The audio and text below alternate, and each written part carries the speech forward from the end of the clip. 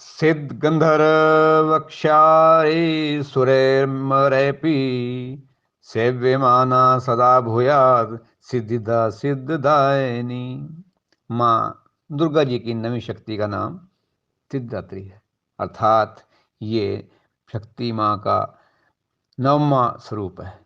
मार्कंडेय पुराण के अनुसार अणिमा, महिमा, गरिमा, लघिमा, प्राप्ति, प्राकम्य, ईशित्व और प्रशित्व, ये 8 सिद्धियाँ हैं।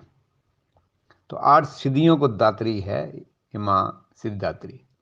श्रोताओ, मैं के भारद्वाज आपको माइका मंदिर तालाब यूट्यूब चैनल से चैत्र नवरात्रों के अंतर्गत माँ के 9वें स्वरूप का वर्णन करने जा रहा हूँ, जो कि ये वीरवार पुनर्वसु नक्षत्र और मिथुन राशि के अंतर्गत घटेगा, जो कि 30 मार्च 2023 को है। इस नवरात्रों के अंतर्गत ये 9वां स्वरूप है और अंतिम स्वरूप है। श्रोताओ, 9 के बाद और अंक कोई नहीं है, इससे पीछे भी कुछ नहीं रहता, आगे में रहता, अर्थात ये नव दुर्गा का 9वां स्वरूप है। तो इस दिन ये माँ के 9 स्वरूप की उपासना की जाती है। आपने 8 दिन माँ के नवरात्रे माने, ये अंतिम नवरात्रा है। माँ सिद्धिदात्री भक्तों और साधकों को सभी सिद्धियां प्रदान करने में समर्थ है। देवी भागवत पुराण में इसका वर्णन है। उसमें कथा है कि माँ जो भगवती है, इन्हीं से भगवान शंकर ने सिद्धियों की प्राप्ति की थी। भगवान शिव जी का जो आधा शरीर है, जिसको हम अर्ध नारीश्वर कहते हैं, वो भी इनका द्योतक है। अर्थात ये दर्शाता है कि माँ के अंग जो है बाएं हैं भगवान शंकर का। माँ का स्वरूप क्या है? माँ सिद्धिदात्री 4 भुजाओं वाली है। इनका वाहन सिंह है। ये कमल के आसन पर स्थित है।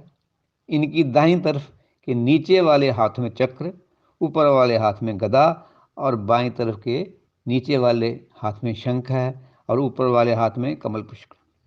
नवरात्रि के 9वें दिन इनकी उपासना का विधान है। इसे शास्त्रीय विधि से करना चाहिए, पूर्ण निष्ठा से करना चाहिए, क्योंकि ये साधक को सारी सिद्धियां देने के लिए तत्पर है। अर्थात सृष्टि में और कुछ नहीं बचता जो माँ के पास से ना मिले। ब्रह्मांड पर पूर्ण विजय प्राप्त करने की समर्था इस माँ भगवती में है। तो श्रद्धालुओं, आपका कर्तव्य बनता है कि माँ सिद्धिदात्री की कृपा प्राप्त करने के लिए निरंतर हमें ध्यान करना चाहिए। इनकी आराधना की ओर अग्रसर होना चाहिए। इनकी कृपा से अनंत दुख रूप संसार से हम छूटकर सुखों को भोग सकते हैं और अंतिम जो मानव योनि का उद्देश्य है मोक्ष, उसकी प्राप्ति कर सकते हैं। तो नवदुर्गा में माँ सिद्धिदात्री अंतिम है स्वरूप है। इन 8 दुर्गा की पूजा की उपासना आपने की, उसके बाद 9वें स्वरूप की उपासना में प्रवृत्त होना चाहिए।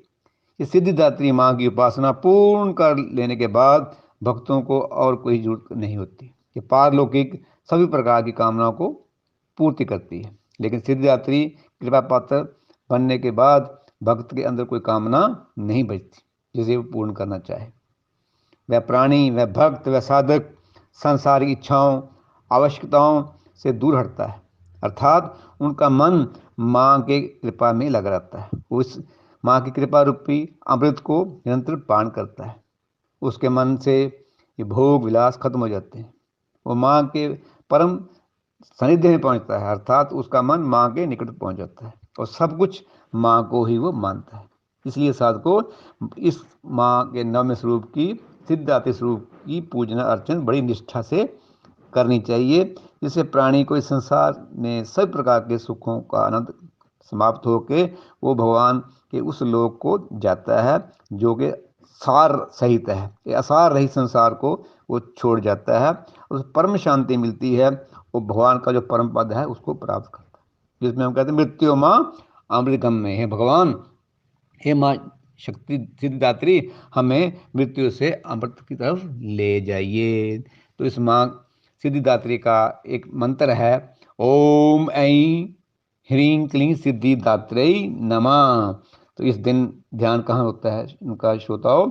माँ का ये सिद्धिदात्री का ध्यान दशम द्वार में होता है, जो कि हमारे कपाल के मध्य है, जिसको हम सहस्त्रा भी बोलते हैं, एपेक्स भी कहते हैं, सहस्त्र कमल भी बोलते हैं, ब्रह्मरंध्र भी कहते हैं, और आम भाषा में दशम द्वार के नाम से भी जाना जाता है। उसमें माँ सिद्धिदात्री माँ का ध्यान करना चाहिए। श्रोताओं, ये माँ भगवती का नवम स्वरूप है। इनका ध्यान करने से सारी इच्छाएं समाप्त हो जाती हैं। तो माँ भगवती सिद्धिदात्री आपको सिद्धि दे, आपका मन भगवान के चरणों में लगे, इस प्रकार की हमारी शुभ कामना है। नमस्कार, धन्यवाद।